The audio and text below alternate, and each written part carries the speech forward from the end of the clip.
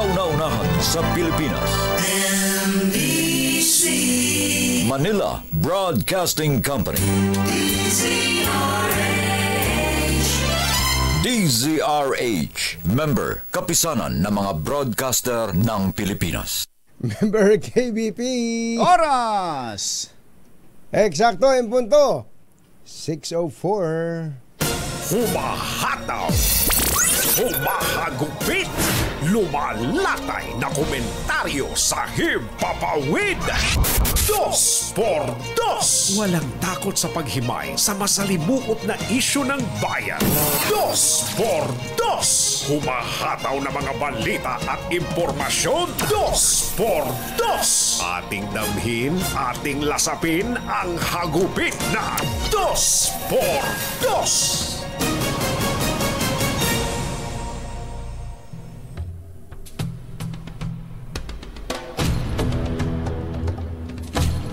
Ipinagtanggol ng dating Pangulong Rodrigo Duterte ang madugong giyera laban sa droga, kasabay ng pag-amin na meron siyang death squad na kinabibilangan ng mga gangster at hindi mga pulis. Sa pagharap sa pagdinig ng Senate Blue Ribbon Committee, inako ng dating Pangulo ang responsibilidad sa war on drugs sa gitna ng mga akusasyong merong reward system na humantong daw sa extrajudicial killings ng mga drug suspects. Mistula pang tinuya ng dating Pangulo ang Department of Justice nang sabihin na matagal na siyang pumapatay ng tao. Ngunit hanggang ngayon ay wala pang kasong isinasampa laban sa kanya. Iginiit pa ng dating Pangulo na hindi dapat questionin ang kanyang polisiya at hindi siya hihingi ng tawad o magbibigay ng excuses dahil ginawa niya ang dapat gawin upang matugunan ang problema sa iligal na droga sa bansa. Isyu ng bayan. Isyu ng bayan. 2 por 2. Pag maitim ang balak, magtago ka na. 2 por 2. Si Jerry at si Anthony narito na. 2 por 2. Hahataw ng todo, urado ka. 2 por 2. Ang katotohanan dala nila. 2 por 2. Walang sinasamba pali, maniwala ka. 2 por 2. Hataw ng gusto, tol, umasa ka. 2 por 2. 2 por 2.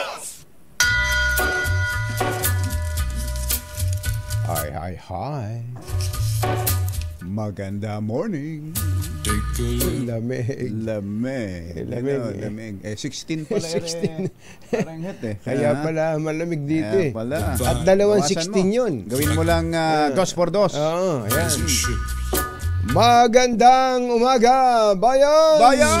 Ito po si Anthony Taberna. Ito po si Jerry Baha. Muli pong sumasa inyo ang 2 por 2 sa umagang ito ng Friday! Yoo-hoo!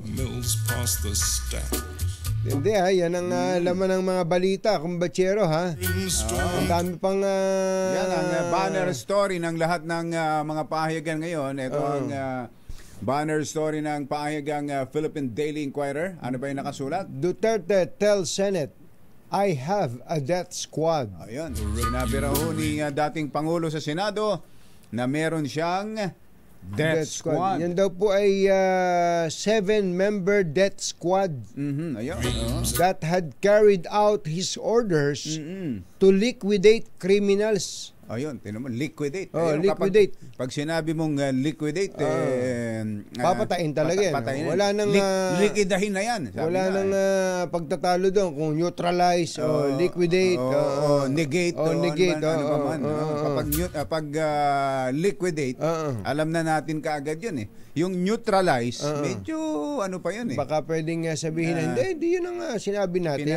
Pilayin lang. Pilayin lang para matigil lang sa kanyang ginagawang masama. Ayan. Sa Philippine Star, yun din ang banner story nila, nakalagay, rainy on the scene. Sa taas yun. Sa taas yun. Sa bubong. Leon may become super typhoon. Yan din ang dapat paghandaan. Doon po yun sa ibabaw. Pero yung kanilang banner story ay Duterte admits death squad. Ayan, so parehas din ng headline ng Philippine Daily Inquirer. Doon po naman sa pahayagang Malaya at saka sa pahayagan na ito po sa Malaya, Duterte on drug war, I did what I had to do. At sa standard sinasabi po niya na he takes full responsibility. Ayun, Rody. I take full responsibility. Rody. Nakalagay mo na. I take full responsibility. Ayan. So, ganun din ho ang banner story ng Manila Bulletin nina Apteng Abel De Leon at Rocky Nazareno tsaka ni Mon Samson. Ayan ang nakalagay. I take full responsibility for drug war. Sabi daw po ng dating Pangulong Duterte. At sa Manila Times, baka magtampo. Ito po ang sabi ng Manila Times sa banner nito. Duterte, no apology for drug war deaths. Ayan. Baka magtampo naman ang mga nasa tabloid. Ang Tempo. Aba, pati Tempo. Sino ba yung nakataas ang... Ito. Para makita. Sino ba yung nakataas ang braso na yan? Ang gustong leading men ni Roxy. Sino yan? Si Roxy. Si Roxy. Roxy pala yan Aba, sino ba tong si Roxy? Sundan sa pahina 3. Sundan sa pahina 3. Ayan. Ano sabi niya? Roxy Smith. Si Roxy Smith. Ano ba yan? Saan ba yan? Isa sa mga malakas ang dating na sparkle artist. Sa GMA. Sa GMA pala yun. So yan po bagamat supposedly ang ating pong pinag-uusapan ngayon ay kumusta na ba ang ating mga nabaha? Sila ba ay nakakaahon na? Nakararating ba ang mga sapat at angkop na tulong ng pamahalaan? Paano ba makaka-recover ang mga kababayan natin? Ano ba ang susunod na hakbang para hindi na maulit to kung sa bagay hindi natin kayang hadlangan ng dilubyo? Natural calamities. Kahit anong flood control pa yan, kahit anong tulay pa yan. Tingnan nyo dito dito lang, Batangas lang. Grabe. Yung sa Balete, sa Agoncillo. Grabe ho pala inabot dyan. Kahit pala kung batsero gaano pa katibay ang kalsada dyan o kaya etulay na-wash out wash out sapagkat ang tubig galing sa bundok. Galing sa bundok yung pagragasan ng tubig na ganyan kahit kaya yun sa Tagaytay kaya galing yun? Di ba ang Tagaytay mataas na ganun? Kapag ando ng ulan siyempre ang baka sa Taal babagsakan yan ang babagsakan yan yung mga bayan sa paligid ng Taal. Tama kung batsero diba? Grabe po yung pangyayari na yun.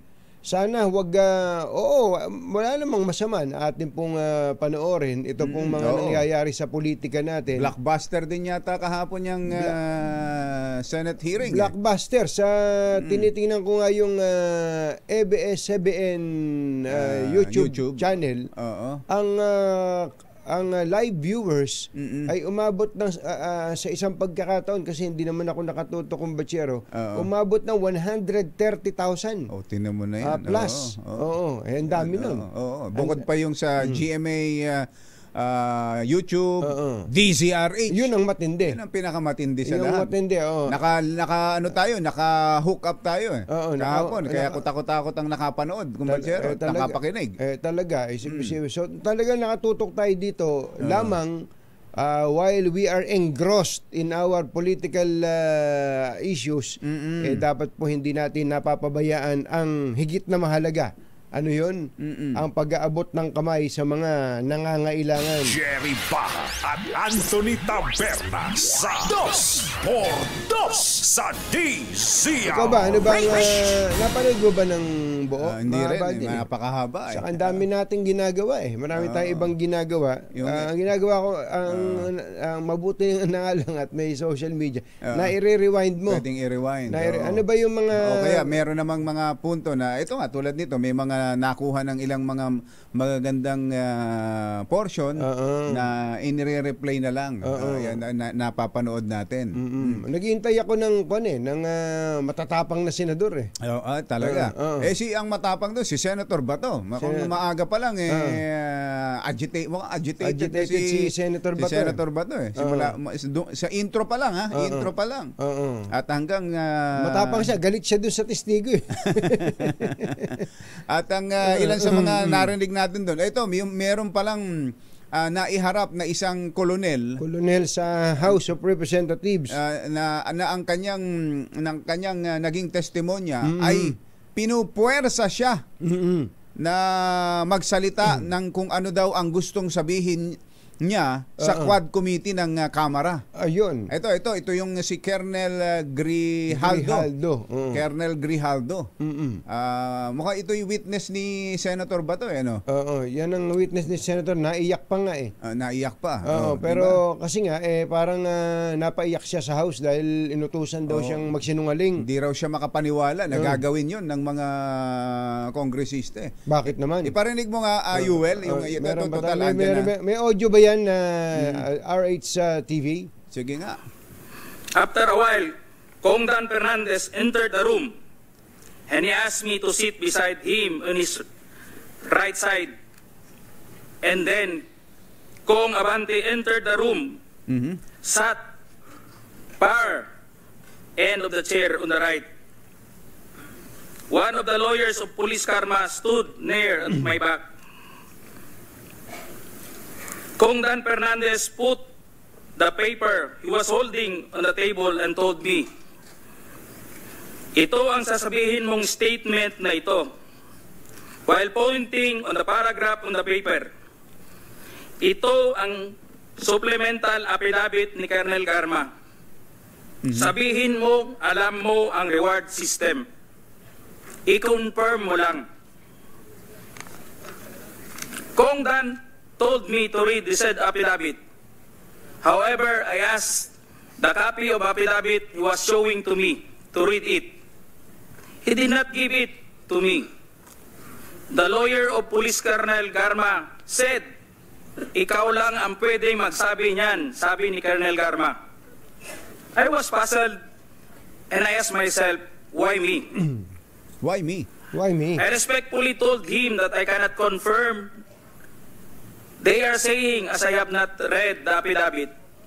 Sometime, Kong Abante asked me how many years those still I have with the PNP. I answered, I still have 4 years before my retirement. Then he made a remark. Ano raw? Pwede ka pang maging general. Obo. I humbly responded to him. Masaya na ako sa ranggo ko, sir. I'm sure maraming pulis kayo nanonood. Okay na muna yun. Okay na muna yun. Ang pahayag ni Colonel Grijaldo. Colonel Hector Grijaldo. Grijaldo. Obo, So, the long and short of it, siya ay under duress. Under duress. Pinwersa siya na magsinungaling, magsabi na isang bagay na hindi naman niya gusto. Parang nakikinikita ko yung tagpo kong batsero na hawak ni Congressman Dan Fernandez yung papel. Ginaganon-ganon. Tapos tumingin, sabi niya, kasi. Gaganon-ganon, no? Tapos nakaupo si... Wala ka Si Kasi naalala ko. Iba si Kasi. Iba naman yung tagpo kay Kasi. Abang ginaganon-ganon niya yung papel. Tapos nakaupo si Colonel Grijaldo. Ayan. Maganon-ganon. Ayan.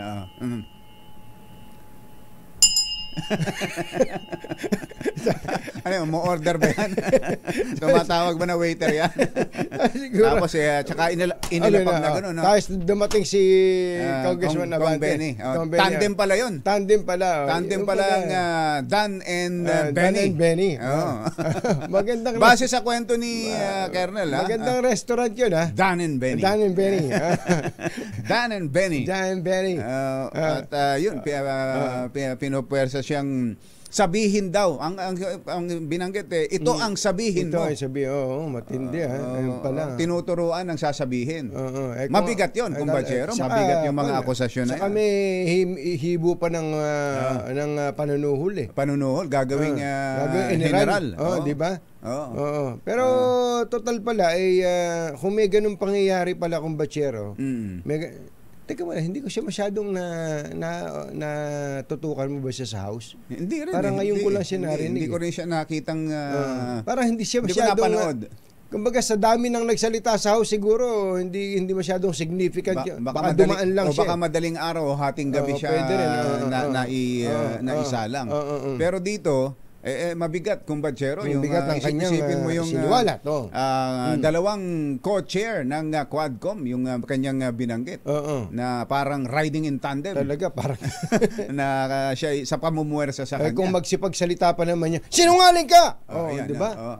Tapos inutusan pala siyang magsinungaling. Si Kong Benny may tagpo pa yun sa Quadcom na yes or no? Ginaya parang sinaniba ni Senator Dick Gordon. Dick Gordon di ba? So ganun pala ang pangyayari. Ganun yun ang sa kwento ni Colonel Grijaldo. Kaya ewan natin, Kong Dan, mukhang sa nakita namin iba yung karisma mo pagdating sa lalaki. Kung si Cassie ay napalambot mo, ito napatigas mo. Ibang klase ka pala magpatigas ng lalaki. Magandang umaga nga pala kay Sol Aragones ng Laguna. Ay nako, buhay. Ang mga kumbatsero ng bayan, Katunying at Ka-Jerry. 2x2. Oras po natin, Achi, Mr. Jalom Tang, Lakyam Di Chaphun, 6:20 na ng umaga, ACS Balita. Susunod na! RH! Visayas hanggang Kamindalawan. Basta't may balita, ipagwagwagan ng sikat na tagapagbalita. ACS Balita. Kasama ang 2x2 tandem Anthony Taberna at Jerry Baha. ACS Balita. Ang programang ito ay hatid sa inyo ng ACS Manufacturing Corporation, ISO Certified, maker of world-class quality Pride detergent.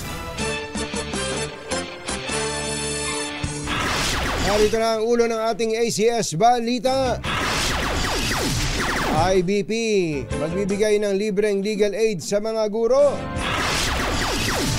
EDCA sites gagamitin bilang logistic hubs para sa disaster and relief operations. Malacanang umalma sa aligasyon ni dating Pangulong Duterte na talamak ngayon ng krimen sa bansa. Attorney Harry Roque, kinasuhan ng qualified human trafficking. Ito yung non-bailable, no? Oo. Kalinga sa Maynila program na magbibigay ng serbisyo sa mga residente, mag-iikot ngayon sa 6 na distrito ng lungsod. At pumatay sa biyanan sa Cavite, sumuko na. Magandang umaga, Luzon, Visayas at Mindanao. Good morning, Philippines. Hello, world. Kami po ang inyong mga tagapagbalita. Ito po si Jerry Baha. Ito po naman si Anthony Taberna. At ito ang ACS Balita. Magkakaroon po ng libreng legal assistance sa mga guro sa ilalim ito ng niligdaang MOA o Memorandum of Agreement ng Teachers Dignity Coalition, DepEd at Integrated Bar of the Philippines. Layunin ng naturang programa na bigyan ng mga guro ng pro bono legal support para sa mga work-related issues.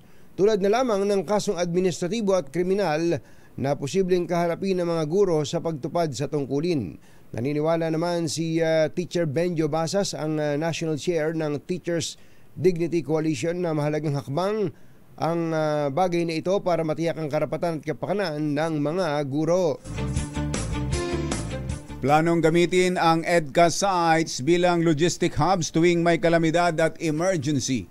Ayon kay AFP spokesperson Colonel Francel Padilla, ito'y kung walang pagsasanay at hindi gagamitin ng mga sundalo ng Amerika ang EDCA sites. Sa katunayan, ginagamit na niya ito ngayon sa paghahanda at pagpapadala ng relief items sa mga lugar na naapektuhan ng bagyong Christine alinsunod sa mandato ng Pangulo.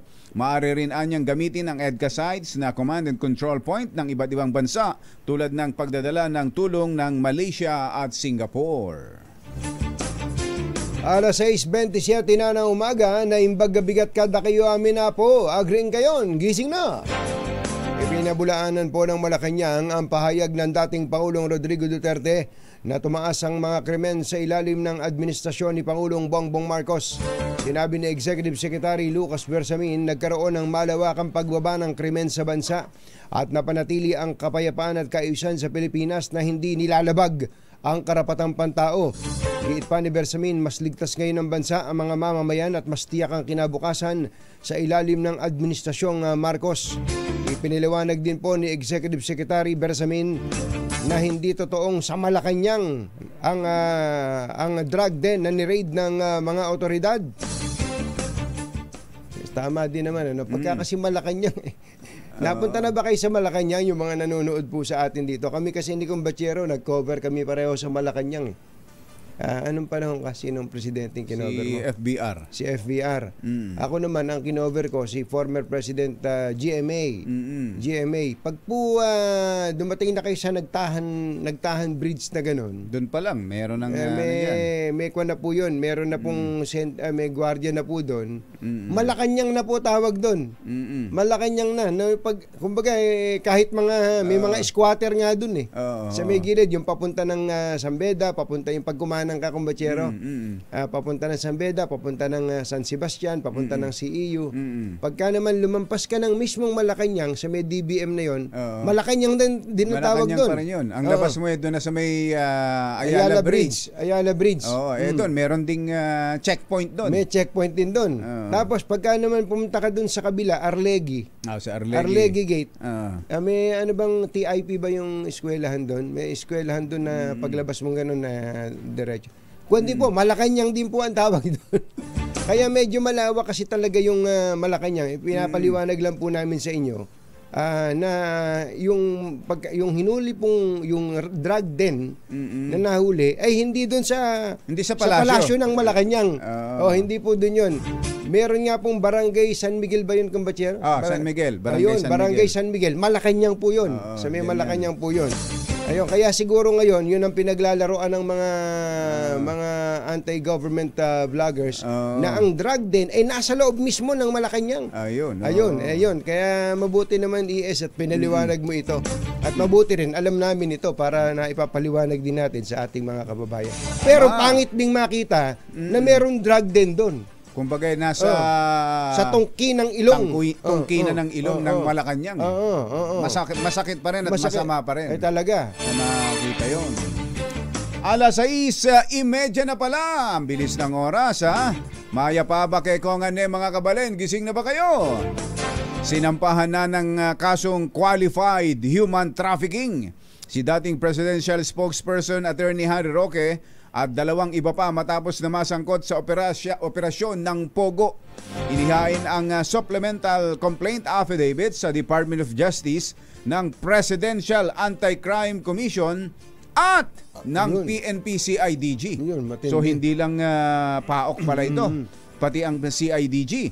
Bukod kay Roque, kasama rin sa kinasuhan si Cassandra Leong at mga opisyal ng Lucky South 99 na sila Lay Tan at Mercedes Peralta Macabasa. Una nang nagtago si Roque matapos na ipakontempt ng House Quad Committee nang mabigo siyang isumite ang kanyang SALN o Statement of Assets and Liabilities at yun nga, hindi na nagpakita sa pagdinig ng Quadcom. ACS Balita 6:31 ng umaga. Maupay nga aga mga kasangkayan, mga kabugtuan. Mata na kamo, gising na. Mag-iikot ang citywide kalinga sa Maynila sa 6 na lokasyon sa lungsod ngayong araw. Ayon kay Manila Mayor Honey Lacuna. Layo ng programa na maghatid ng 6 na serbisyo sa mga residente ng lungsod. Kabilang dito ang serbisyo para sa mga senior citizens, mga residenteng naghahanap ng trabaho, serbisyo para sa mga alagang hayop, social welfare at health service. Unang isasagawa ang programa mamayang alas 7 ng umaga hanggang alas 12 ng tanghali. Andito yung mga lugar baka may mga kung serbisyo pati sa alagang hayop, di pati mga kwanto, mga anti-rabies. Yun, yung mga vaccine. Lalo ngayong kumbatsero, mas mahal pa ginagastos ng mga tao sa alaga, yung maliit na asong hila-hila. Oo. Minsan nga, may mga vitamins pa yan, tapos yung tao, walang vitamins. Oo, tama. Yung grooming. Alam niyo magkano grooming, yung papagupitan mo yung aso ngayon, tapos gugupitan ng yung maliit, yung toy poodle, nasa 500. 500? Sus Mariano kayo kasama naman na doon yung paggugupit ng kuko, hinunuli. Pati ayos naman pala. Lahat na. At syempre pagsusuklay. Sipilyo, pagsisipilyo. Kasama rin. Kasama na. Ang mahal po nun. Ito yung mga taga barangay sa District 1. Barangay 118 Covered Court. Ayan. Ito po ay sa may Road 10 Tondo. Ang District 3 naman, Barangay 274 Barcelona Street, San Nicolas. District 5 dun po sa F. Torres Street, malapit daw po sa Oro B Street at San Andres. Arangkada naman ang programa alas 2 hanggang alas 5 ng hapon sa District 2, District 4 at District 6. Yon. Thank you, Mayor. Thank you, Mayor. Matapos ang ilang araw na pagtatago, sumuko na ang sospek sa pagpatay sa kanyang sariling biyanan dyan po sa 13 Martires, Cavite. Kinumpirma ni Police Lieutenant Colonel Orlando Carag, Chief ng 13 Martires Police, ang pagsuko ng 37 anyos na sospek. Ito ho'y sumuko dyan sa Malolos Police noong Oktubre 25 o 22, 5 araw matapos na maganap ang krimen. Sinabi ni Colonel Carag na ang sospek ay manugang mismo ng 65 anyos na biktima na 12 taon ng kasal sa anak nito. Inamin ng sospek na sinakal niya ang biyanan hanggang sa ito'y mawala ng malay bago niya binalot ng plastik ang ulo. Matapos na binalot ng plastik ang ulo. Ang pangyayari daw po'y naganap natapos na magtalo ang magbiyanan hinggil sa laptop ng apo na kanyang isinanla. Ang pwesto po ng sospek, napikon siya matapos duru-duruin ang biyanan at nagbanta pang ipahuhuli siya sa barangay, kaya nagdilim ang kanyang paningin at sinakalang biktima o ang kanyang biyanan. Nabatid na dati na rin nag-away ang sospek at ang biktima dahil ninakaw ng sospek ang mga alahas ng biyanan na nagkakahalaga ng 300,000 piso. Alas 6:34 na ng umaga. Susunod dito, boy! Yung pinag-uusapan natin kahapon tungkol sa water impounding. Yung bang pagkapanahon ng baha, ipunin natin ang tubig. Huwag nating itapon sa dagat. Ipunin natin ang tubig. Tama. Para pag panahon ng tag-ulan, meron po tayong tubig at meron din tayong pang-irigasyon. Pati na sa kumbatsero, yung bulk water, pwedeng magamit ng komunidad. Yun, totoo. Ng komunidad. Dapat talaga ganun. Potable water. Yan at iba pa sa pagbabalik ng ACS Balita. 6:35. This time check is brought to you. Balitang makakaligtas, walang balitang makakalampas. Saan mang sulok ng kapuluan. ACS Balita! ACS Balita! Ang programang ito ay hatid sa iyo ng ACS Manufacturing Corporation, ISO Certified, maker ng world-class quality Pride detergent. Hi! Maganda morning! Ano bang araw today, kumbachero? Today is Laundry Day, Pride Day. Yahoo!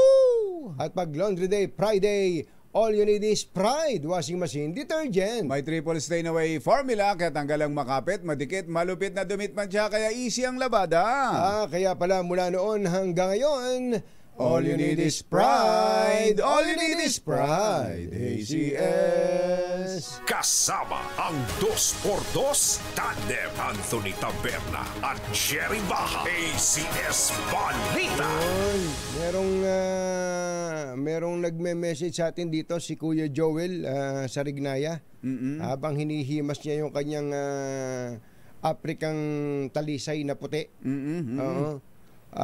Puti pa lang African talisay. Meron ding green, kumbachero. Pero yung walang itim. Yung puti ang mahal.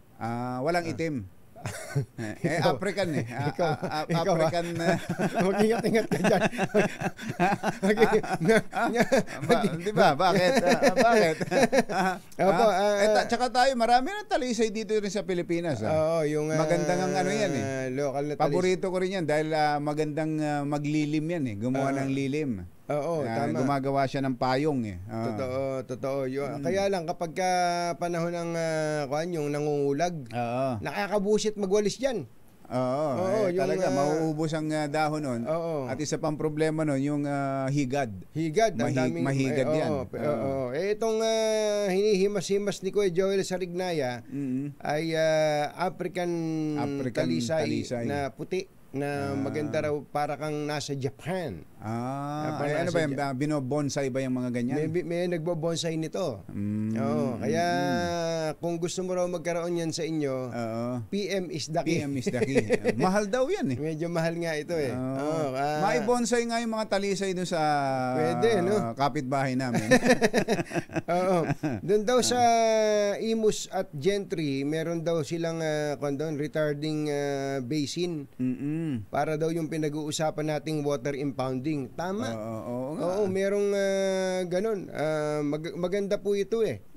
Kailangan na po talaga itong mga ganyang proyekto. Si Mother lang, kagagaling ng Japan. Japan. Sagot sa kahirapan. Mukhang yun ang pinuntahan niya eh.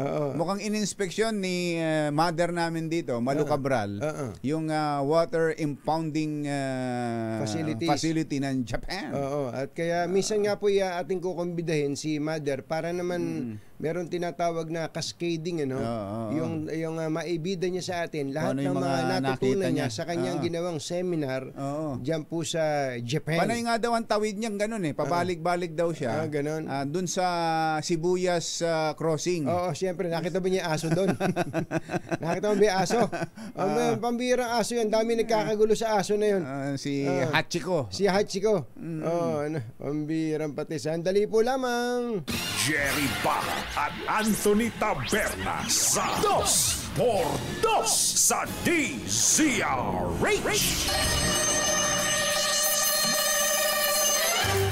Mission Impossible ba yan para sa Pilipinas? Oo nga eh. Lagi na lang tayong mamata-mata titingin-tingin sa ibang bansa. Ba't sila nagagawa nila yon?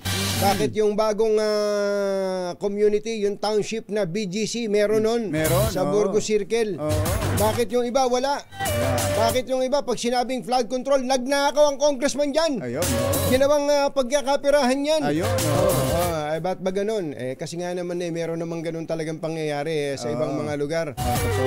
Sige nga, ano ba itong sinasabi ng Kongreso na ang kanila daw flood control projects ngayon ay hindi na nila tatawagin flood control projects? Hindi na. Ano na kaya magiging tawag? Allergic na sila. Yun nga, yung convergence ng NIA, yung National Irrigation Administration, at saka po itong DPWH. So magpapartner sila pag gumawa ng flood control din ang ideya, pero hindi lang yon. Water management siguro. Water management. Tawag na dyan. Kausapin nga natin yung may-ari ng NIA, ang National Irrigation Administration. Si Director. Hindi, Administrator. Administrator. Iba nga pala yung Director. Iba, si Loris Gillian yun eh. Asawa ni Johnny Delgado yun. Si NIA Administrator, Engineer Eddie Gillian. Administrator, magandang morning! Si Katunying po at saka si Ka Jerry. Administrator. Hello, admin. Opo, administrator. Ganun po ba? Bakit ho nagkaganon? Naputol. Akala, may magte-text yun. Hindi ko namin narinig. Administrator. Good morning po, administrator. Kamusta po kayo? May pagkabigat, Katongin, Kajari. Magandang umaga po. Naimbagabigat po, Kabagis. May tanong nga po namin, una-una, ano po ba ngayon ng ang tawag dun sa convergence ninyo? Kasi sobrang laki ng problema natin yung sa inyo ko yata narinig pagkapanahon ng tag-ulan, katakot-takot ang tubig natin, dilubyo. Pagka naman tag-araw, iyak tayo at wala tayong tubig. Ano po itong convergence na ginagawa ninyo with DPWH? Ay, ito po actually, ito po ang utos ng ating presidente. Ano po? Sabi niya, paradigm shift nga po tayo from flood control to water management. At sayang daw po yung ating tubig. Ano po? So, gusto po niya yung itong flood control, i-shortcut ko lamang po, ay maging triple bottom line concept. Ano po? Ibig sabihin po niyan na-address niya yung environment, social, and may economic benefit na po. Kasi ngayon, walang economic benefit masyado po dyan. Paano po gagawin doon? Paano po gagawin?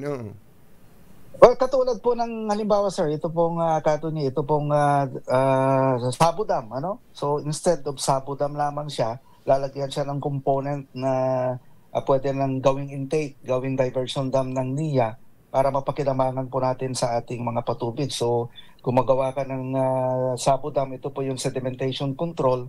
But ang totoo niyan, hindi lang naman sediment ang control niya, pati tubig. So, yung baba ng Sabo Dam, lagyan mo lang ng diversion dams using the same foundation. Meron ka ng patubig. So, yun po ang gusto ng ating Pangulo. Halimbawa po, bigyan natin ng specific example. Halimbawa, dumating ang isang bagyo. Dumating po ang bagyo, may dalang 528 millimeters na ulan sa loob lang ng 24 oras. Masushoot po dun sa isang dam, tapos babagsak yun sa mga komunidad dahil malawak ang pag-ulan. Paano, kwento nyo sa amin ang magiging mekanismo nun, ang dynamics? Ganito po yan. Halimbawa, kasi pagka meron kahong dam, lalo na yung mga high dams, nakokontrol mo yung tubig. Ano? Halimbawa po, itong nakaraang bagyo, itong Magat Dam natin. Ano? So, bago dumating ang bagyo, naibaba namin yung tubig yan by 8 meters. Ano po? From 190 to 182 meters above sea level. So, noong dumating po ang regular po na flow lamang po dyan, nasa 50 cubic meters per second. Noong dumating ang bagyo, kala nyo po ba 3,200 cubic meters per second yung inflow ng tubig sa Magat? Grabe, malaundoy po yun. Ano? So, na-control po ng dam natin. So, hindi ho tayo, konti lang ang pinakawalan nating tubig. Nasa 300 cubic meters per second to 700 lang. So, controlled po yung pinakawalan natin tubig. At pagkatapos nga ho ng bagyo, may natitira pang mga 5 meters yung ating freeboard. So, akala nyo po kung wala yun, abay, dalobyo ang inabot ng Sagayan, lalo na sa may Tugigaraw. Ano po? Pero Administrator... Yun din pong Yes, sir. Sa iba kasing laging binabaha, lalo na itong dito sa Central Luzon, ang Bulacan, Pampanga, at ilang pang lugar dyan na ang lagi nilang binabanggit, naku, nagpakawala na naman ng tubig ng dam. Kaya baha dito, kaya hindi humuhupa ang tubig baha dito. Kapag binanggit lang natin na gagawa ng dam, allergic na ho yung iba. Dam na naman. Pag nagpakawala yan, kami rin ang tatamaan, maapektuhan. Paano bang, ano bang sistema nun at paano nun maaayos ang problema natin sa pagbaha?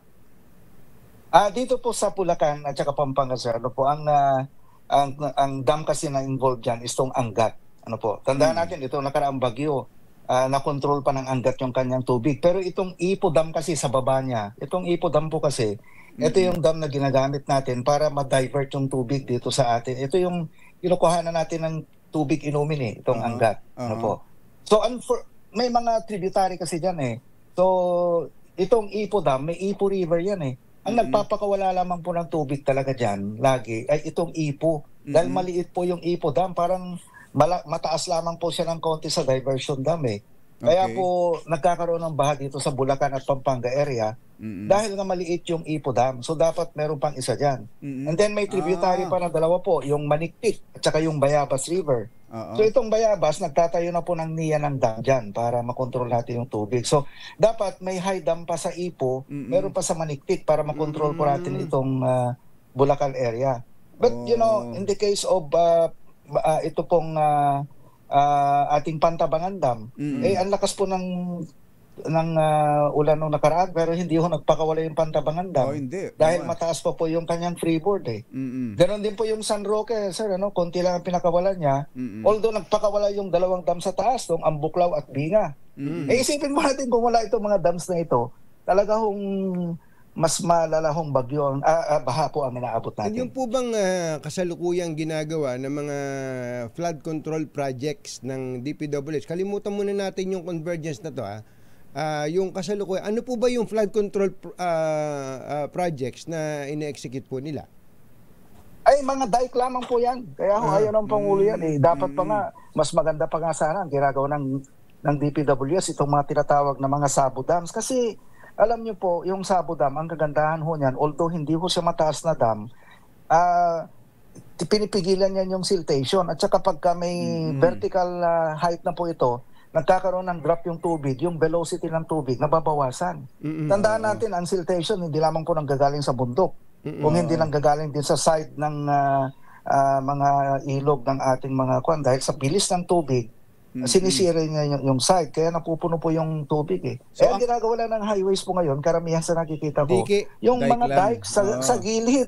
Wala akong kwenta yun. Pagka na siltation yung mag-overtop din yung tubig. So, dapat po talaga din, mga series of dams muna para mapigilan yung siltation at saka yung velocity ng tubig. Yun nga po yung sana sasabihin ko sa inyo, series of dams ba itong idea na ito? Ayun, binanggit nyo na.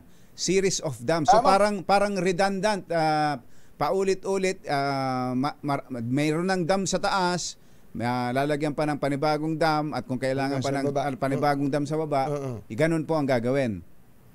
Tama po yun. Nagaya po sa amin, dapat ang nauuna po dyan, yung NIA, may high dam na sa taas para bawas na kagad yung bababang tubig. Ano po?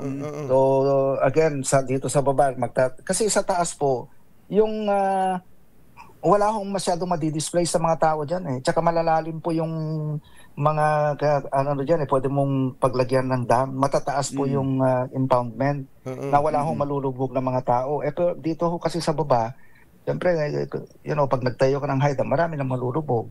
So dito sa baba, mga lower dams na po, ideal yan, mga sabo dams. Ang idea po dyan is pigilan mo yung siltation at pahinain mo yung velocity ng tubig. Yun po yung pinaka-idea po dyan. Yung pong laging nababanggit na water impounding project, dito po sa Burgos Circle, sa BGC, pwede bang gawin, i-replicate yun sa ibang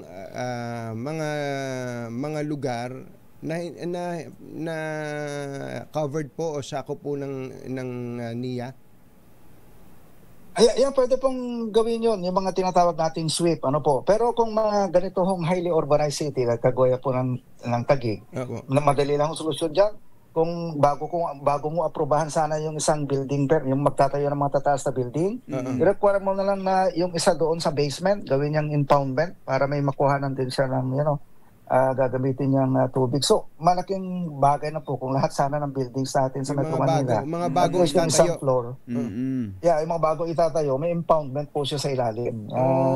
Malaking tulong na po yun. Makakagawa ho ba ng halimbawa, dati nang nababanggit yan, yung sa may Espanya, sa UST. Makakagawa ho ba ng balon sa ilalim nang hindi nagagalaw yung eskwelahan ng UST at yung ospital? Opo, actually sa UST may malaking ground dyan eh. Malaking ground dito sa... kung pumayag po ang UST, di pwede hong gawin ng gobyerno yan na parang impoundment sa ilalim. Tapos ibabalik din naman nila yung... Safe po ba yun? Yes sir. In fact, pati nga dun sa QI, kung gusto ng gobyerno, yung malaki pa yung compound dun eh. Yung Quezon Institute na yan. Pwede yung ilang... Madami hong pwedeng gawin yan sir. Para lamang po makontrol natin yung, may pag-impoundment ka muna ng tubig dito sa Metro Manila. So, sa madaling salita po, Administrator, ayon sa utos kanyo ng Pangulo, wala nang ilalagay ng mga diki-diki na flood control project, kundi papunta na dito sa water management projects na ito na binabanggit ninyo? Meron pa rin naman siguro. Hindi mo naman maiwasan na talaga yung mga natin. But ang gusto ng ating Pangulo, dapat sabi niya, water management. Hindi ba mahal yan? Hindi ba mahal yan? Baka naman maubos ang pera ng gobyerno dyan? Sir, alam niyo po, pag water impoundment, kaya nga gusto ng ating Pangulo ay naka-triple bottom line concept. Kasi kahit mahal, nagkakaroon tayo ng income. Meron kang food security, meron kang may kita yung mga farmers natin nakakapag-produce ng palay. May kuryente na makukuha ka, di ba? May aquaculture. So nagkakaroon po siya ng economic benefit. Ito po yung nagbibigay ng sustainability ng isang project. Kasi magkakaroon ulit ang income ang Pilipinas para magpagawa ulit sa susunod. Kaysa ito naman, wala kang income dyan. Miyat-miya, sira at miyat-miya, papa-repair ka rin. So ito, malaking gastusan pero long-term benefit. Pero Administrator, may na-pinpoint na kayong mga lugar na immediate na sisimulan yung project na yan? Halimbawa, yung Sabo Dams tsaka ng water impounding area. Ay marami po. In fact, meron kami binigay sa DPWH na worth 84 billion na pagpipilian nila ng kanilang para gawing flood control. Sila po ang gagawa, hindi ho ang NIA. Sabi namin, ito yung mga projects na pwede ninyong gawin, 84 billion yan. Kung 200, 300 billion yung project nila, maano ba yung 1/3, no? Bigay mo doon para at least makasimula tayo sa gusto ng ating Pangulo. Meron po. Binigay namin at properly endorsed by mga congressmen yung project. So, wala akong rason na hindi ho yan pwedeng implement. Kasi nga, pati yung mga congressman ay gusto po nila. Dito po sa Metro Manila, may na-pinpoint na po bang lugar? Siyempre po hindi ho namin pwedeng pakialaman ng Metro Manila kasi wala pong wala pa anyway, ang Metro Manila po, ang gusto ng ating Pangulo, dagdagan yung Wawa Dam, kasi pwede pong maglagay dyan kahit dalawa pa na Wawa Dam sa taas. Yung Wawa Dam. Magandang pag-usapan ito. Sana yung mga nakikinig sa atin nasusundan. Importante po ito at ito'y long term at ito'y ginagawa na rin at ginawa na sa maraming mga bansa, especially yung mga mauunlad na bansa. Last na lang, Administrator, ano pong balita sa epekto ng bagyo na to, ng mga pagbaha sa mga palay na itinanim ninyo dun sa contract farming? Well, itong contract farming naman po natin, nauna po kasi ito Kaya ito po ang kagandahan again pagka nabago mo yung cropping calendar. So marami na po tayong naani doon sa ating contract farming. Pero may tinamaan pa rin po. Pero ang kagandahan lang sa atin, yung contract farming natin, naka-insured lahat sa PCIC. Itong nakaraang bagyo po, dito natin ma-realize na talagang dapat natin talagang baguhin yung cropping calendar. Yung gusto po ng NIA na ilipat yung cropping calendar para po maiwas tayo talaga sa mga bagyo sa amin pag magtanim ka ng October, mga June, July nakaanin na tayo ng 2 beses, so secure na po tayo noon So yun po ang ginagawa ng NIA ngayon at ng DA. Nagtutulungan po kami ni Secretary Kiko Laurel para po ito maisakatuparan at kahapon nga nagpirmahan kami yung APAP, yung Joint Memorandum Circular, yung convergence ng lahat ng government officers sa Malacanang. So nandun yung ating presidente kahapon. At para mas mapatibay yung ating pagtutulungan through convergence projects. Ito, nag-message sa atin si Secretary Tony Loizaga at kinukwento niya na meron na nga raw pong agreement ang DNR, DPWH at NIA tungkol po sa inyong nababanggit. Maraming salamat po, Administrator, at good morning din sa mga taga-NIA. Good morning po sa ating lahat, sir. Good morning po. Magandang umaga po sa inyo. Si Administrator Eduardo Eddie Gillian ng National Irrigation Administration. At good morning kay Secretary Tony Loizaga at kay Idol Chito Loizaga. ACS Balita. Nagatid sa kabuuan ng ating ACS Balita, ito po si Anthony Taberna. Ito po si Jerry Baha. Balitang makatotohanan, balitang maaasahan. ACS Balita. Ang programang ito ay hatid sa inyo ng ACS Manufacturing Corporation, ISO Certified, maker ng world-class quality Pride detergent.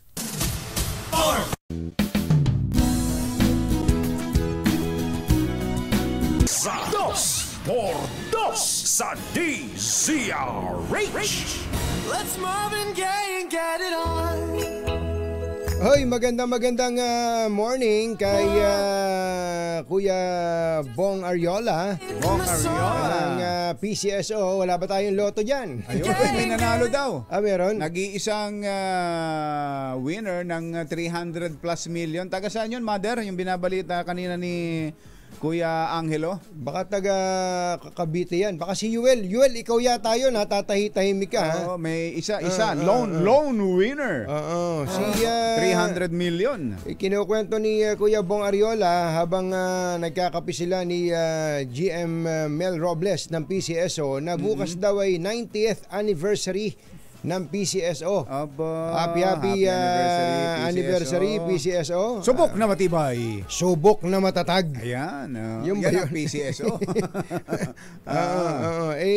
Nga pala, gusto lang nating sabihin na natutuwa tayo sa bayanihan na ginagawa ng ating mga iba-ibang mga LGU na nagpapadala ng tulong sa especially dyan sa Kabikulan, Kumbatsero. Ay nga pala, ipaalala din natin Kumbatsero na baka puro nga Bicol ang nagiging focus natin. Malaki po ang pinsala sa Bicol, pero dito ho sa Batangas ay grabe rin. Kaya tayo ho'y nananawagan sa iba pang may mga magandang kalooban dyan.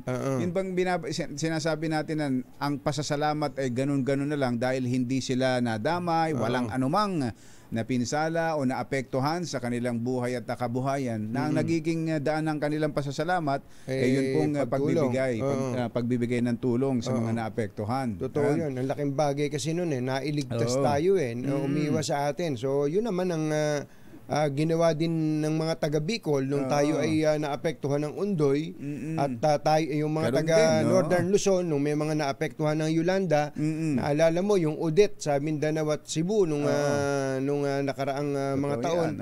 Tulong-tulong talaga. Yan ang bayanihan spirit. Kaya nga dati may narinig akong ginagawa. Yung ginagawa ni Mayor Abi ng Makati, yung nag-a-adapt ng lungsod o bayan, sister cities, sister city, sister town.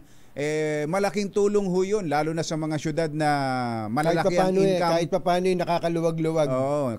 Nakakaluwag-luwag na bilyon ang nagiging koleksyon sa kanilang ano tawag doon, yung mga taxes na nakukolekta. Isinishare nila sa ibang mga bayan at lungsod sa mga probinsya.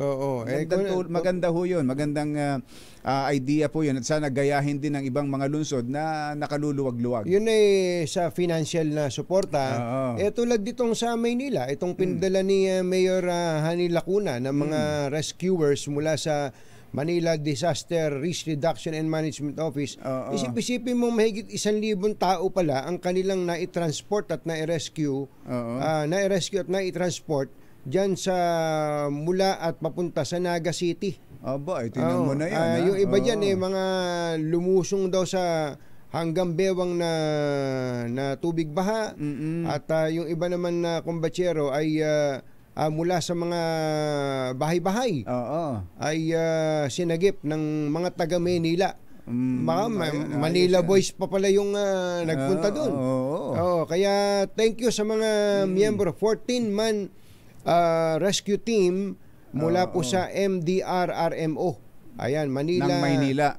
Disaster Risk Reduction and Management Office. Mabuhay po kayo. Mula sa mga bubong ng bahay yung iba, sinagip na siguro kahit yun lang makita lang na mayroong nagsisikap na sagipin ka, mag-asa ka na Totoo yan. Mabubuhayan ka ng pag-asa Pero sabi nitong MDR, hindi lang yun. May dala pa kaming water filtration na system na para may mainom na tubig na malinis yung ating mga kababayan. Thank you, Mayor. Thank you, Mayor. At sa mga miyembro ng rescue team ng Manila.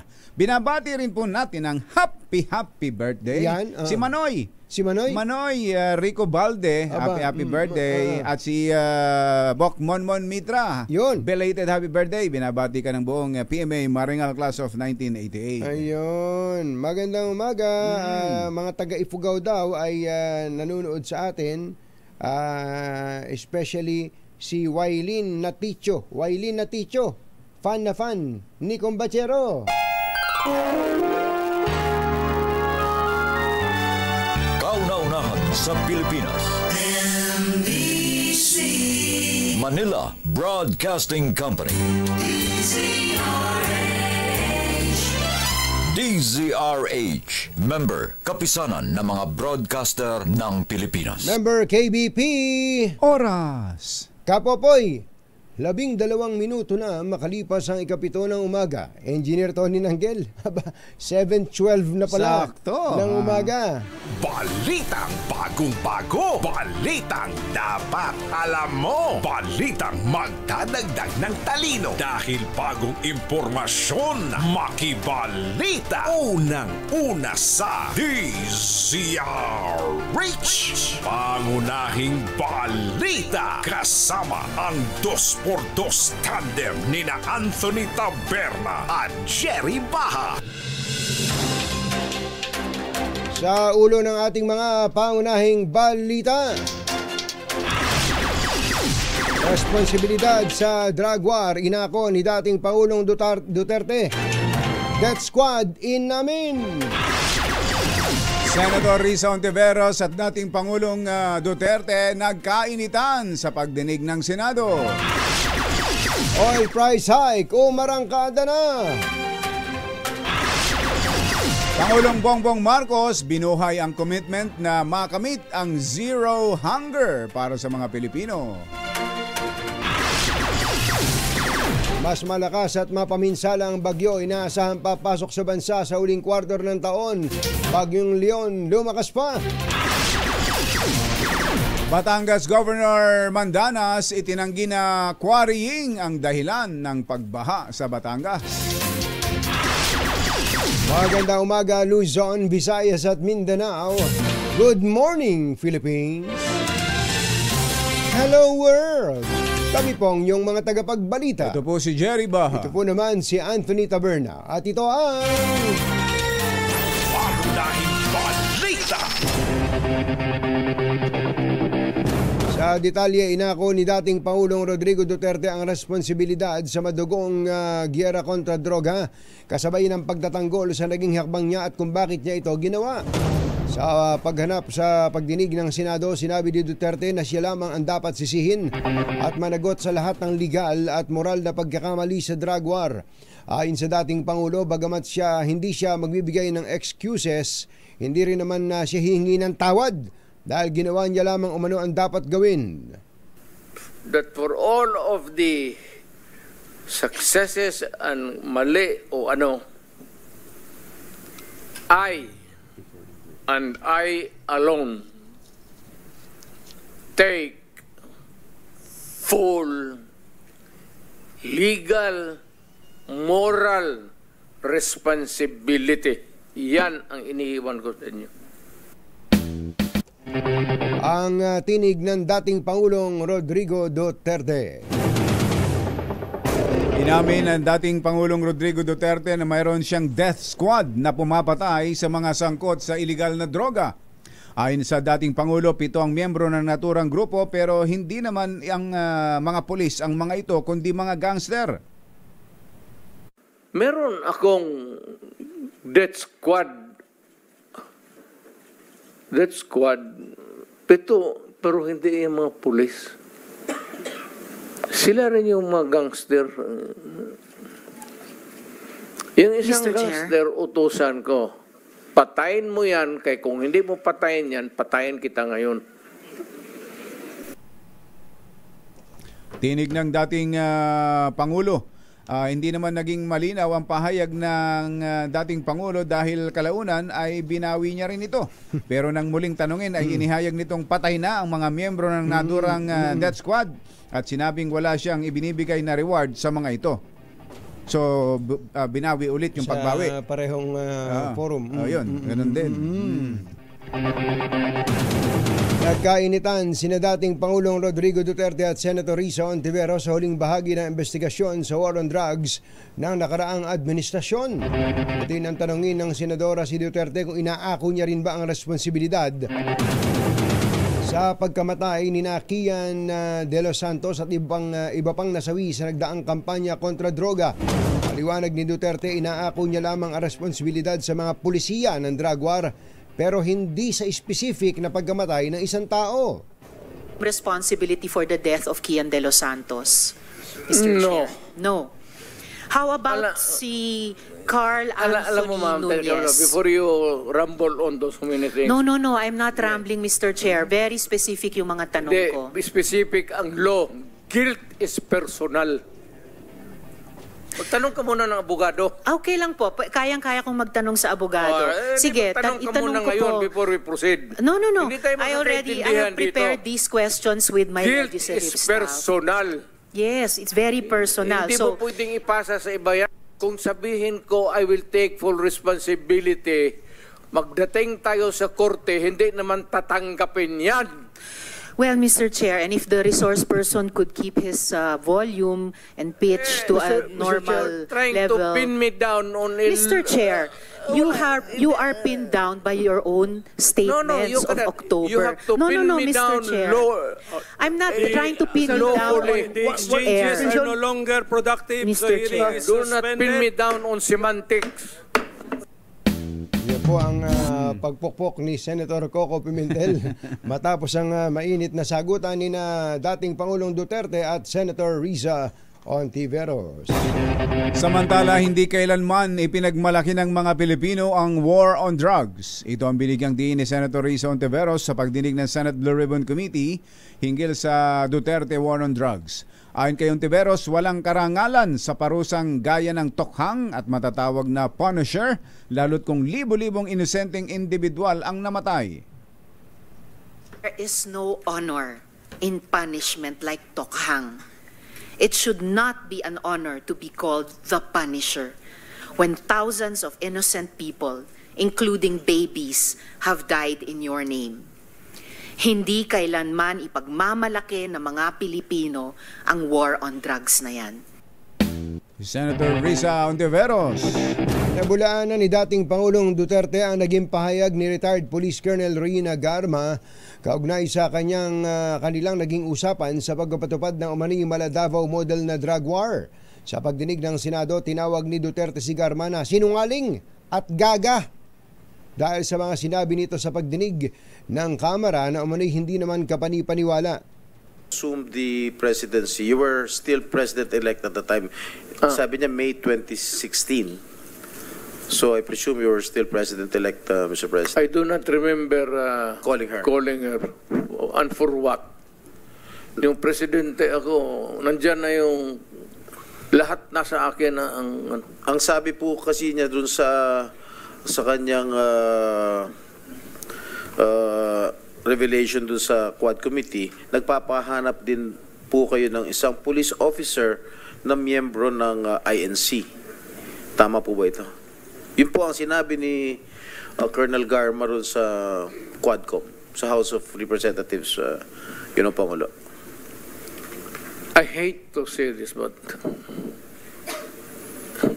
nagsisinungaling yung gagang yan. Bakit ako mamili ng Iglesia ni Cristo? Yung mga aglipay, pati isali ko na lang. Yung Mormons. Why would I zero in sa Iglesia ni Cristo? For what reason? Yun po.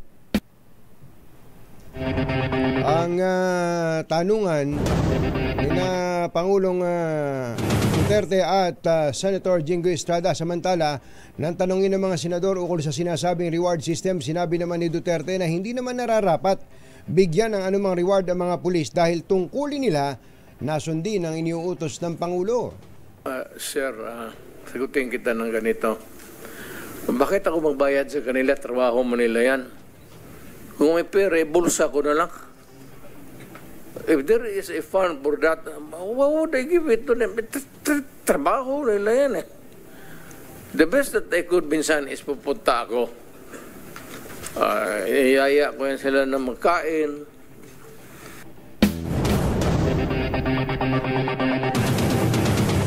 Alas 7:21 ang ating oras. Sa ibang balita, wala ng Pilipinong matutulog ng gutom. Ito ang ipinangako ni Pangulong Bongbong Marcos sa paglagda sa Enhanced Partnership Against Hunger and Poverty Joint Memorandum Circular. Layon ng JMC na mapagtibay ang pagtutulungan ng 34 na ahensya mula sa national hanggang international organization upang tuluyang mawakasan ang kagutuman sa Pilipinas. Kumpiyansa ang Pangulo sa pamamagitan nito, mapapabuti ang produksyon ng mga magsasaka, mga mangingisda at iba pang food producers. Here at the presentation of the signed Enhanced Partnership Against Hunger and Poverty, or EPAP, Joint Memorandum Circular, we gather to renew a promise that no Filipino should go to bed hungry and that no community will be overlooked in our fight against. Tinig ni Pangulong Bongbong Marcos. Lumakas pa ang severe typhoon storm na Leon at malapit nang maabot ang typhoon category. Ayon sa Pag-asa, huling namataan ng bagyong Leon sa layong 645 kilometers sa silangan ng Tuguegarao, Cagayan. Taglay nito ang lakas ng hangin na umaabot sa 110 kph malapit sa gitna at pagbugso na umaabot sa 135 kph. Mabagal na kumikilos ang bagyo sa 10 km bawat oras sa direksyong Kanluran, Hilagang Kanluran. Nakataas naman ngayon ang signal number 1 sa 20 lugar sa Luzon at tinamaan na rin ang bagyong Christine at 2 lugar sa Visayas. Sa Huwebes pa inaasahang maglalandfall ang bagyong Leon sa karagatang bahagi ng Taiwan. Mas matinding bagyo ang inaasahang papasok sa Pilipinas sa huling bahagi ng taon. Ayon sa Pag-asa, batay sa kanilang historical records, madalas na last quarter ng taon ang pinakamalalakas at naglalandfall na mga bagyo. Paliwanag ni Chris Perez ng Pag-asa, sa ganitong mga panahon, madalas ay umaabot sa typhoon hanggang super typhoon category ang mga bagyo at nagiging lubos na mapaminsala kapag nakalalapag sa kalupaan. Samantala, 6 pang bagyo ang inaasahang papasok sa Philippine Area of Responsibility bago matapos ang taon. Samantala, nanindigan naman si Batangas Governor Ermelando Mandanas na hindi quarrying ang dahilan ng malawakang pagbaha sa Batangas. Ayon kay Mandanas, dahil sa hindi inaasahang dami ng buhos ng ulang dala ng bagyong Christine, sa loob ng 3 araw ang dahilan ng baha. Sinisi rin ng gobernador ang Department of Environment and Natural Resources o DENR sa kabiguan nitong hukayin ang Pansipit River na natabunan ng lahar mula sa pagputok ng bulkan noong 2020. Alas 7:24 ng umaga. Susunod! Dito po! Sino itong actress na tinarayan ng isang manager nang pumasok ito sa kanyang bahay nang nakasuot ng sapatos? Amudya! Siguro niya nasa K-drama siya kaya bawal magpasok na. Hayis! At abangan po ang isang aktor na napapalambot ng isang dalaga pero nakapagpapatigas naman ng isang pulis. Yan at iba pa sa pagbabalik ng Pangunahing Balita. This time check is... Alas 7:31 na ng umaga, isiniwalat po na isang opisyal ng PNP na humarap na noon sa House Quad Committee hearing na pinuwersa lang siya para aminin na may reward system sa war on drugs. Sa pagdinig ng Senado, sinabi ni Police Colonel Hector Grijaldo ng PNP Drug Enforcement Group na inutusan siya ni Quadcom Vice Chairman Congressman Dan Fernandez na kumpirmahin ang drug war reward system. Pinatawag umano siya ni Fernandez sa kasagsagan ng hearing noong October at ipinakita ang supplemental affidavit ni dating PCSO General Manager Royina Garma. While Kong Dan Fernandez entered the room and he asked me to sit beside him on his right side, and then Kong Abante entered the room, sat far end of the chair on the right. One of the lawyers of Police Karma stood near at my back. Kong Dan Fernandez put the paper he was holding on the table and told me, ito ang sasabihin mong statement na ito, while pointing on the paragraph on the paper. Ito ang supplemental affidavit ni Colonel Garma. Sabihin mo, alam mo ang reward system. I-confirm mo lang. Kong Dan told me to read the said affidavit. However, I asked the copy of affidavit he was showing to me to read it. He did not give it to me. The lawyer of Police Colonel Garma said, ikaw lang ang pwedeng magsabi niyan, sabi ni Colonel Garma. I was puzzled and I asked myself, why me? I respectfully told him that I cannot confirm. They are saying, as I have not read the affidavit.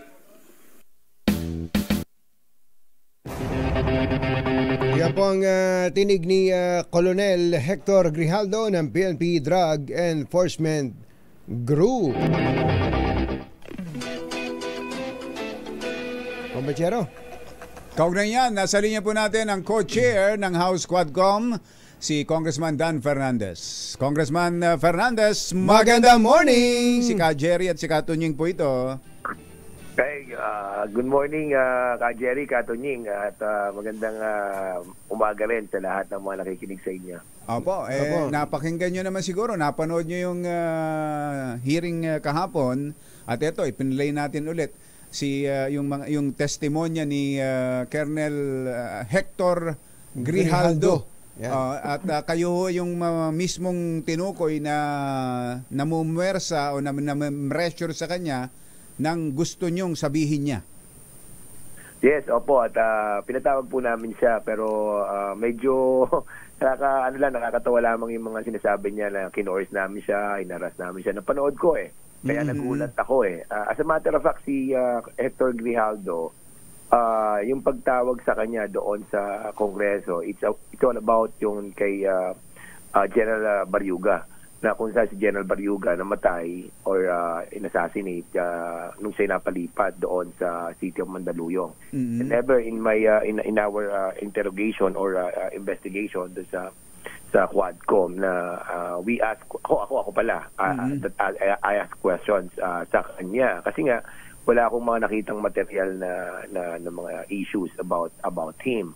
The only issues na nangyari during that time, si Colonel Garma told us, nag-uusap kami doon during the suspension, na sinasabi niya na si Colonel Grijaldo yung parang magbibigay ng support doon sa kanyang mga sinasabi na may katotohanan. Dahil ang sinasabi niya, kaibigan niya si Colonel Grijaldo. Sabi ko, andiyan si Colonel Grijaldo, pwede nating kausapin. So, kinausap namin si Colonel Grijaldo. As a matter of fact, hindi nga alam po ito ng ibang chairman, nakakaalam lang ako. Tapos, nasabihan ko si Chairman Abante. So, ang sabi ni Colonel Garma, mas maganda kung nandun yung dalawang lawyer ko. So, we decided. Kaya may mga inconsistency din sa mga sinasabi niya sa affidavit niya na sinabi niya nang dumating siya, andun na yung mga lawyer. Hindi totoo yun. Dahil nauna doon siya, tapos kami, and then yung mga lawyer. So, nung nandun na kami, sabi ni Colonel Garma,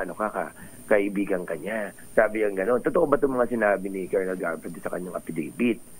Sabi niya, kasi ikaw daw yung makaka-support sa kanya. So, may tinuro akong paragraph doon. Totoo yun, tinuro ko yung paragraph doon. Sabi ko, totoo ba ito na nangyari yung reward system? Naku sir, wala po akong alam dyan, sabi niya gano'n. Itong paragraph na ito, may alam ka dito. Wala din po ako alam dyan. Tapos, tama yung sinasabi niya, yung 1999 na tinuturo ko yun. So, nung sinasabi niyang walang gano'n, so sabi ko, sige, okay, mabas na ako. Tapos si Chairman Abante, lumabas na rin. So, it is not our policy and I think it will be so offending sa ibang chairman of the Quadcom na gawin namin yung inaakusa sa amin na ikino-coerce namin siya, tinatreat namin siya just to sign an affidavit, which in my belief na hindi naman siya ganon ka importante doon sa hearing namin. Ganon? Hindi pala siya importante. Kasi nakasentro siya kay General Barayuga eh. Yung kay General Barayuga na issue na siya yung chief of police during that time, yun yung focus nung investigation about him. Kaya siya napatawag. Yes, so kaya siya napatawag. At now, pinagtatahi-tahi ko yung sitwasyon. Pero wala ho siyang participation talaga dun sa mismong, dun sa pagpatay o sa planong pagpatay kay General Barayuga. Well, actually, nagtataka rin, hindi pa kasi kami masyado nakakapag-focus doon sa isyong yun. Kasi nga, ang daming mga events na nangyayari sa Quadcom. Yung sa kanya kasi doon, meron kaming report na hindi niya inimbestigahan yung pagkamatay ni General Barayuga. Ayun, oo. So yun, yung pagkakataon doon sa tinatawag na reward system, wala naman siya sa wala naman siya doon sa tinatawag na wala siya sa picture. Sa radar. Wala siya sa radar. Ang nagsabi lang noon si Colonel Garma. Kaya kami, pinausap namin siya. Pero yung sabihin mo na pinagpuwersa ka namin, kinukuais ka namin, tinatakot ka namin, hindi namin personality yon. Saka kung sakali man, nung lumabas na kayo ng silid na iyon, at umarap na siya, halimbawa, umarap na siya dun sa open hearing, at dahil nga pinupersa niyo siya, di sana sinabi niya yung in open hearing, nag-testify siya tungkol dun sa inuutos nyo. Yung na gusto nyong sabihin niya. Na sana sinabi niya yung di umano'y pinasasabi niyo sa kanya. Wala na pala, hindi naman pala siya nag-testify tungkol doon. Yes, hindi, wala. Dapat nga, saka dapat kung kinukuha ko siya, hinaharas ko siya. Kasi dapat hinaras ko na siya sa hearing mismo. Di ba? Dapat sinabi ko na doon na ikaw, ganyan-ganyan. Ito, si Garma, ganyan-ganyan. Pwede kong gawin yun. O tapos, pwede ko siyang i-force ko siya doon. Pero hindi nga namin personality, binibet namin kasi yung mga doon, yung mga witnesses. Kasi kapag yung tipong ayun, for example, katulad niya, wala siya nalalaman. Tapos wala naman kami makukuha sa kanya. Wala kayong mapapala sa kanya. Alam mo, Jerry saka Anthony, hindi naman lumulutang ang pangalan ni Grijaldo sa Quadcom eh. Hindi naman siya pinag-uusapan namin doon. Kaya kami nagulat kasi nung sinabing may bombshell daw sila, yung pala yung bombshell na sinasabi nila, equities naman pala. So, alam mo na ano ko, nagulat ako kasi pinagtagtahi-tahi namin. Ang tunay na istorya niyan ganito, para at least for the information of everybody, para at least transparency, mapakita rin natin. Prior sa Quadcom hearing about Garma, si Garma kasi nakipag-communicate na sa amin. Ayaw ko nga sana, dahil nga, siyempre gusto namin, doon na sa hearing magsabi ng lahat. Kasi meron siyang kaibigan meron din akong kaibigan na common friend na sinasabi na gusto daw magsabi ng totoo. Sabi ko, sige, okay yan. Pero nung una, tinanggihan ko. Kasi nga, parang ang feeling ko, kung magsasalita na siya doon, parang doon na lang mismo sa hearing. But nagkaroon ng mga ilang tinatawag ditong approach sa akin. So, I decided to talk to the chairman namin, si Ace Barber. Sabi ko, bro, chair, may na gustong kausapin. Pagbibigyan ba natin? Sabi ni chairman, sige, pwede naman. Kaso, kailangan doon sa area na gusto mo. So, I decided to take a place. Then, ang usapan, si Garma yan, tsaka yung kaibigan niya, nakaibigan ko din. And then, si chairman. Kaming apat lang. Then, gulat ako, nung dumating, ando si Hector Grijaldo. So, sinabi ko dun sa kaibigan ko, bakit, sino yan? Sabi kong ganun. Kaibigan yan ni ma'am. Basta sa lang muna, bro, okay lang yan. Nag-usap na kami, wala na nasabi si Colonel Garma.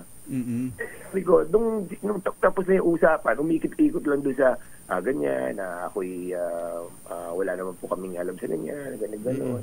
So, sabi ko, kala ko magsasabi sa amin. So, itong tagpo na to, bago pa siya humarap sa Quadcom, ha? Yes, oo, bago pa lang. So nung wala siyang sinabi ko na sa kayo, uwi na kami at siguro doon na lang tayo magkita-kita sa hearing. So in other words, ang sabi nung kaibigan namin na ito daw si Grijaldo kasi tao ni General Bato. Pagkatapos nga, yun ang nagko-convince para wag magsalita si Colonel Garma. Ayun. May mole doon sa meeting nyo. Yes, meron nga. Kaya nga sabi ko, may intention to. As a matter of fact, kaya naman yan ginawa nila dahil nga, well, I think, na believe, no? Kasi nagkaroon ng issue yan doon sa Kongreso din kay Senator Bato. Na actually, hindi ko na nga pinansin yun dahil nga sabi ko, I think na misquote lang ni Senator Bato yung mga sinabi ko tungkol doon sa anak niya na may relasyon siya doon kay Colonel Andula na naging siya yung humuli doon kay Konsehal Norbin Tamisin na siyang Paul Guy doon sa pagtay kay Mayor Cesar Perez ng Los Baños. So, it's about the issue of that Colonel Andula being in the PNPA and during that time, nasa yung CPNP, andun din yung anak niya as plebo. So, simula yung sinabi ko, yun ang relasyon mo kay Senator Bato. So, nagalit na si Senator Bato doon.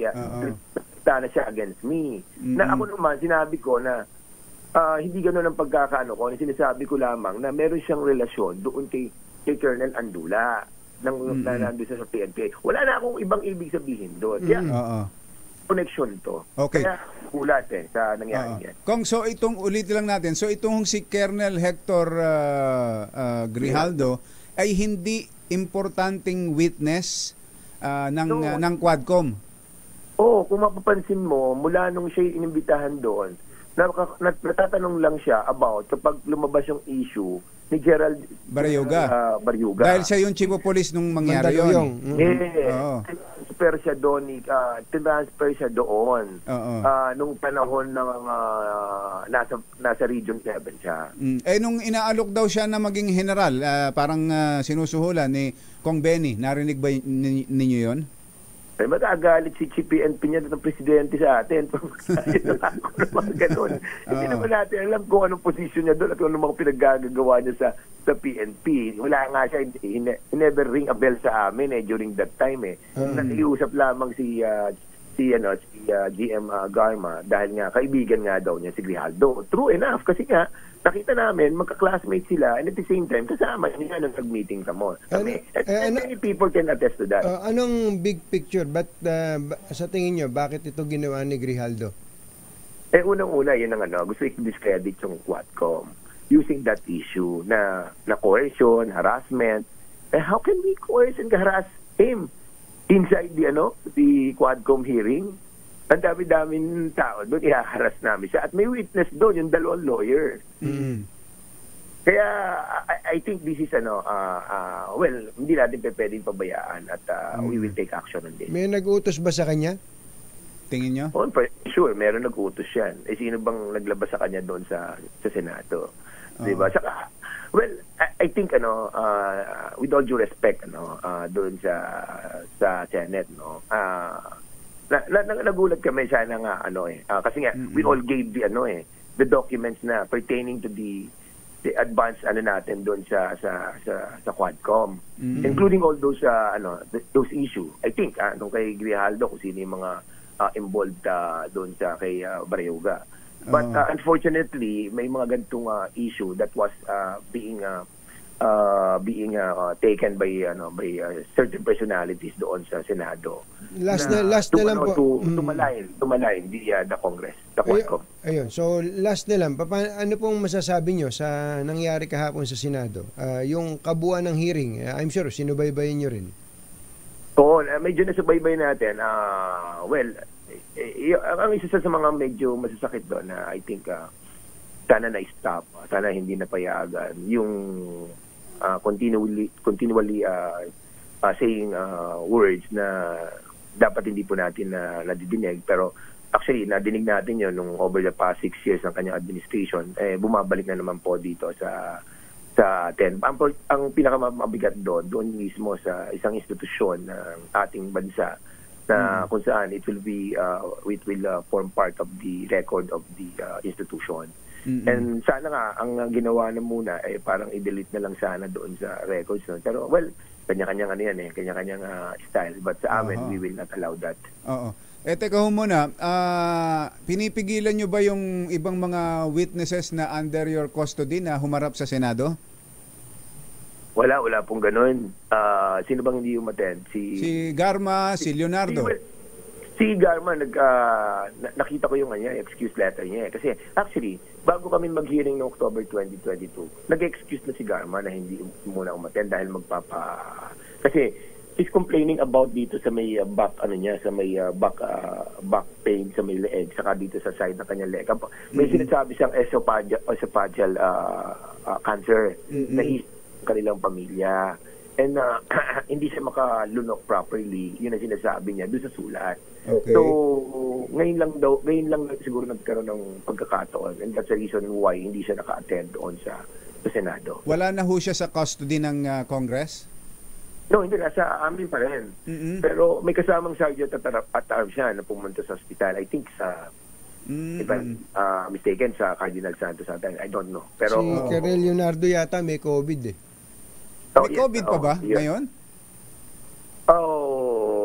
Meron akong kakilala, nag-positive sa COVID kahapon eh.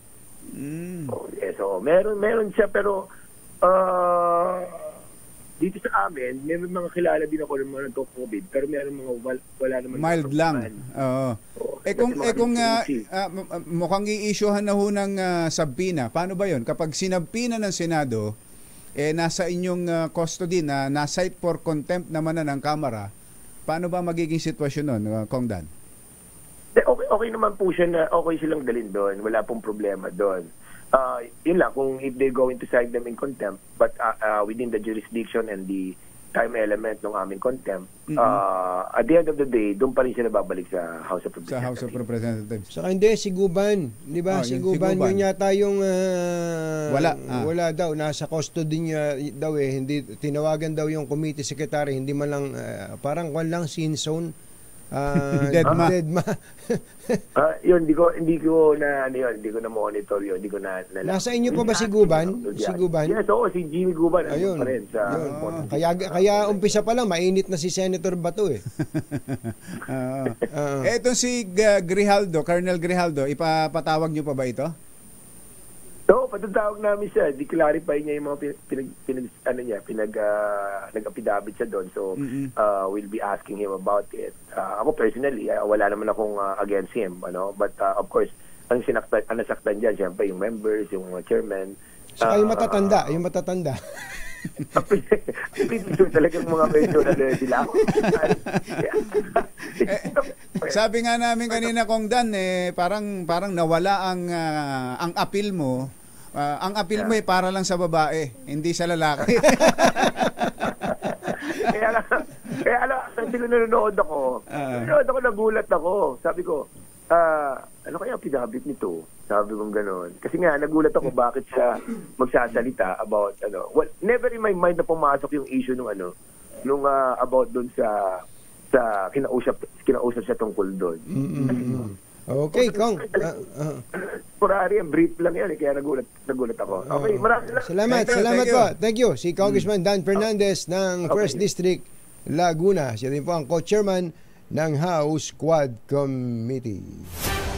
Mga nangunguna at mga bagong balita sa DZRH. Pangunahing balita. Palang ating Pasko Panalo promo ay nasa Barangay Palanan, Makati. Barangay Palanan, Makati at nandoon si Sherwin Alfaro. Sandali po lamang. This time check is brought to you by ACS Manufacturing Corporation, ISO certified. Andito na si Ninong Sherwin Alfaro. Ayan, bago na itong hindi na malakas. Baka naman hindi malakas pa rin pero Pasko Panalo. Ganun ba? Ano ba talaga? Mas malaki siguro to. Mas malaki bigayan dito. Sige nga, tingnan natin. Ninong Sherwin! Go! Kaysa ng gabi ang lahat ay kay saya. Nagluto ang ate ng manok na tinola. Parang nangangalo yung boses ko. Ba't ba ganyan ang boses mo? Ano ba nangyari sa iyo? Nagpan James kahapon ng ang FJE group of companies. Tayo host. Nagsisigaw ka ron? Masagabot ko dahil sa sobrang saya. Sigaw tayo ron. Pero nandito tayo sa Barangay Palanan, Makati sa Randy's Bakery. Dahil ito yung tambayan ng mga pogi. pag umaga. Ayan ang tambayan ng mga pogi. Mga babaero yan, yung mga babaero nandyan, si Randy. Babaero. Sabi ni Randy daw sa babaero, yan. Dito sa babaero. Pero lagi nakatutok yan sa DZRH. Pero mga dito sila sa labas, nagkakape sa harap ng Randy's Bakery. Nandiyan po natin mga suki ng DZRH. So magandang umaga po. Magandang umaga po. At ano yung palagi yung almusal na pinagpupulutan tuwing umaga na istasyon yan, palagi nakatutok kayo? Siyempre, dito lang po kami sa 2x2 tuwing umaga po habang nagkakape, bago mamalengke, bago magtrabaho. Yan po, nakatutok po kami sa 2x2 po. Pangalan niyo po, sir? Willie Noblesa po. Ay, bigyan ka agad si Willie. Bigyan ko ng 1,000 pesos. Magang pamasko. At siyempre, dahil Pasko na, eto bibigyan din natin sa nag-grocery basket. Yan, tignan mo. Wow, maasenso tayo. Maganda ng umaga ko ngayon. Yan, may laman niya na may laman niya na spaghetti saka nata di coco. Masarap iluto yan. Ng kombinasyon. Ano kaya lasa ng spaghetti may nata di coco? Salamat po sa DCRH. Sir, Katonging, idol na idol ko yan. Lagi akong nakatutok sa mga vlog mo at sa programa niya po. At kay Sir Jerry Baha po. Good morning po sa inyong lahat. Thank you. Maraming salamat. Thank you. Kaya naman, sa mga nais manalo ng ating papremyo sa mas malakas promo ng Pasko Panalo, syempre, lagi lang kayo tumutok sa DZRH. Plus, syempre, may kasama pa yan merchandise item DZRH, umbrella yan, para sa inyo yan.